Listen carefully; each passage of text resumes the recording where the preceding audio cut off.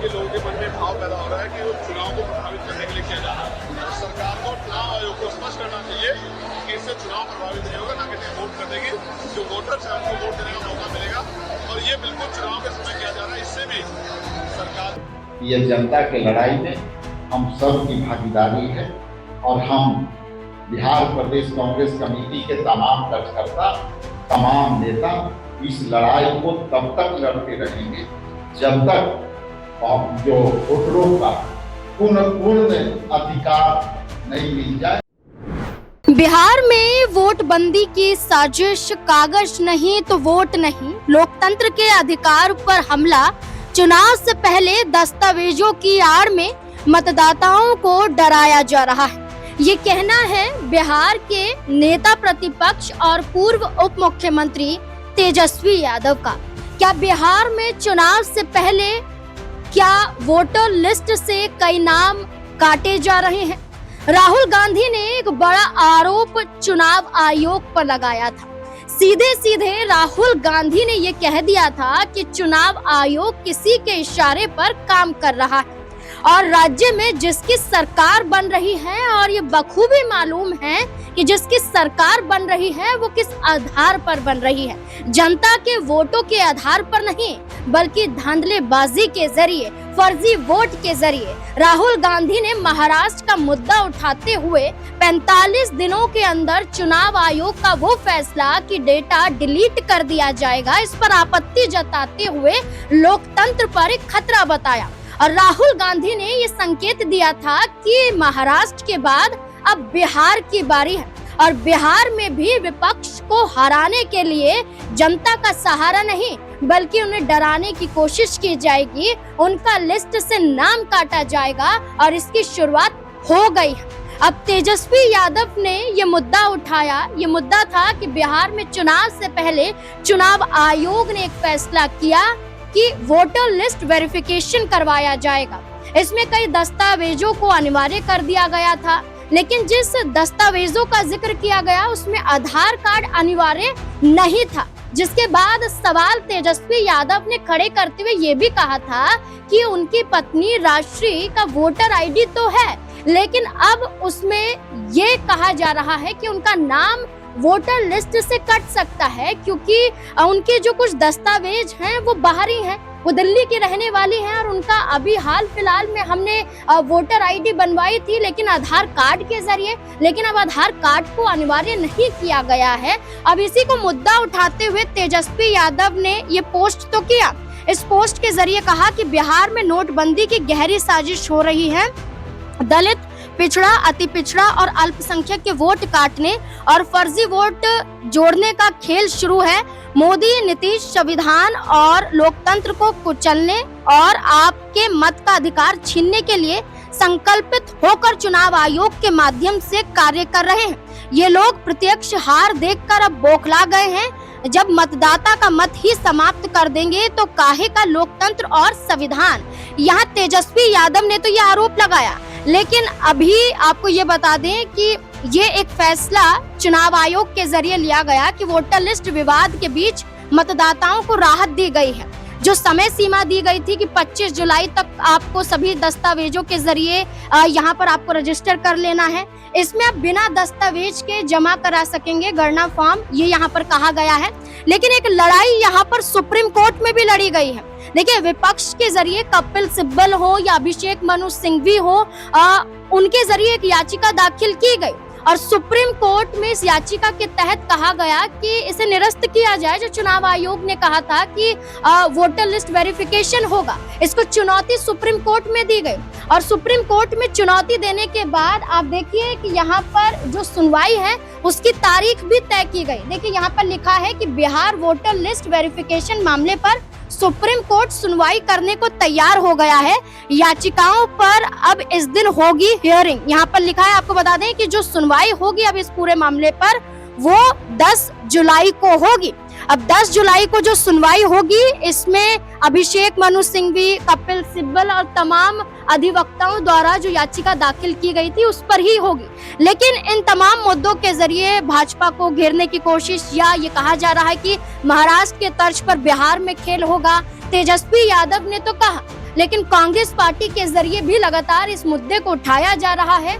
और बिहार कांग्रेस अध्यक्ष ने क्या कुछ इस पूरे मामले को लेकर कहा है वो भी सुनिए। इस पूरी प्रक्रिया के जो है अधिकार क्या रह जाएगी?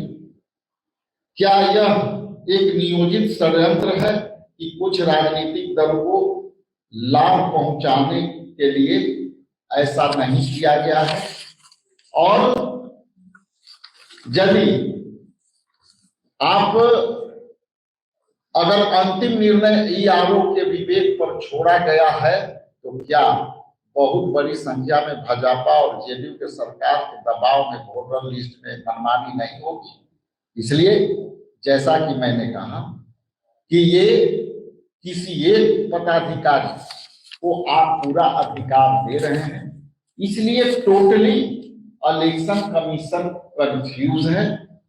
और ये इनकी षड्यंत्र बिहार में 8 करोड़ मतदाताओं को जो है मताधिकार से वंचित करने वाली अधिकार है। इसके लिए हम लोग संघर्ष करते रहेंगे। आगे बताते चलूं कि हम एक आपके बीच बात रखना चाहते हैं।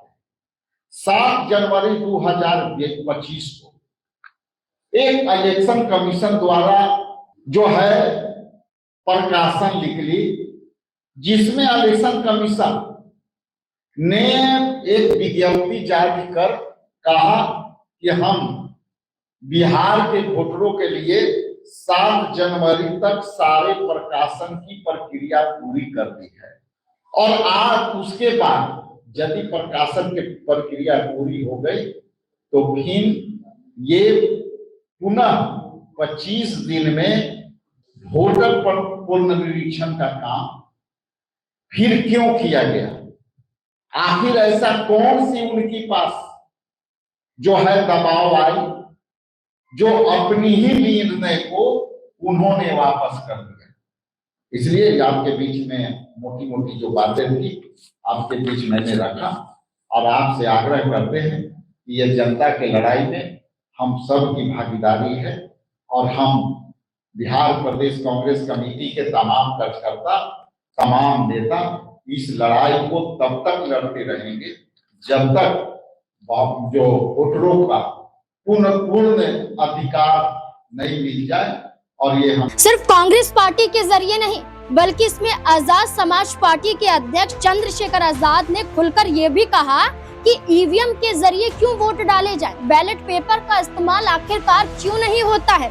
और चंद्रशेखर आजाद ने कहीं ना कहीं तेजस्वी यादव का समर्थन किया और समर्थन करते हुए और क्या कुछ कहा गया वोटर लिस्ट वेरिफिकेशन को लेकर सुनिए जरा। होने वाला है, आपने कहा पार्लियामेंट में आवाज उठाएंगे तो क्या कहेंगे? बिहार में बैलेट पेपर से चुनाव होना चाहिए। बैलेट पेपर जनता की मांग है, मेरी नहीं, जनता की मांग है, पूरे देश की जनता की मांग है।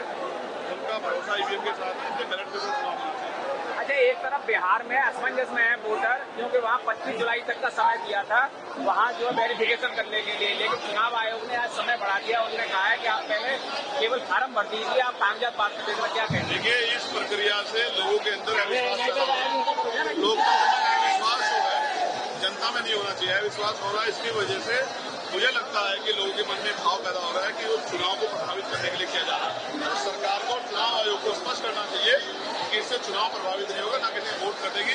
जो वोटर्स है उनको वोट देने का मौका मिलेगा और ये बिल्कुल चुनाव के समय किया जा रहा है। इससे भी सरकार के खिलाफ लोगों में अब चंद्रशेखर आजाद की पार्टी बिहार में चुनाव लड़ेगी, बसपा सुप्रीमो मायावती की पार्टी भी बिहार में चुनाव लड़ेगी। विपक्ष पूरा का पूरा चुनाव लड़ने के लिए बिहार में तैयार है और एनडीए गठबंधन में बड़ी खींचतान चल रही है। लेकिन क्या इसी खींचतान के जरिए जो सुप्रीम कोर्ट का रुख किया गया है और 10 जुलाई की तारीख तय की गई है कि चुनाव आयोग के इस फैसले पर जो चुनौती देते हुए याचिका दाखिल की गई है, क्या विपक्ष के हक में फैसला आएगा?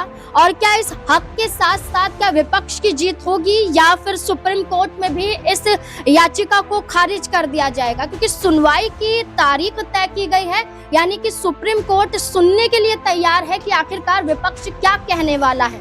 देखिए, अभी तक अंतरिम रोक लगाने पर यहाँ पर कोई फैसला नहीं लिया गया है, लेकिन ये जरूर कहा गया है कि सभी पक्षों को सुना जाएगा और 10 जुलाई को सुना जाएगा। अब इस बीच में विपक्ष के साथ न सिर्फ कांग्रेस और आरजेडी या वीआईपी या सीपीआई-एमएल यहाँ पर साथ हैं, बल्कि चंद्रशेखर आजाद भी साथ हैं और अन्य पार्टी भी उनके साथ दिखाई दे रही हैं। देखना होगा कि बिहार में आखिरकार चुनाव के वक्त क्या होगा। चुनाव से पहले एनडीए गठबंधन को क्या खामियाजा इसकी वजह से भुगतना पड़ेगा। इस पूरे मुद्दे को लेकर आपको क्या लगता है, अपनी राय कमेंट सेक्शन में जरूर दें। देखते रहें SP9 न्यूज़। धन्यवाद।